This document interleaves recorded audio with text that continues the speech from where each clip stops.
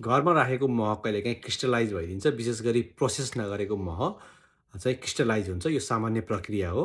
कहिलेकाहीँ हामीलाई भ्रम हुनसक्छ कि यो चाहिँ चिनी मिसाएको रहेछ, चिनी जस्तो भएर दानादार भयो भनेर। चिनी नमिसाएको अथवा शुद्ध मह पनि चिनी जस्तै दानादार भएर जम्ने गर्छ। यो नेचुरल प्रक्रिया हो।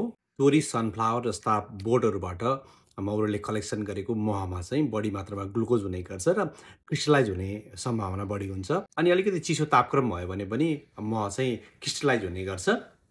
बोइल गर्ने होइन, अलिकति वार्म गरिदिनु भयो भने अथवा चलाइदिनु भयो भने पनि यो क्रिस्टलहरू चाहिँ हराउने गर्छ।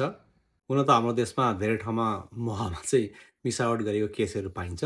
अलिकति कुरा पनि गरौँ, मिसावट भएको मह चाहिँ घरमा केही टेस्ट गर्न सकिन्छ, तर पनि यो प्रभावकारी त होइन, तर पनि केही टेस्टहरू, सिम्पल टेस्टहरू छ।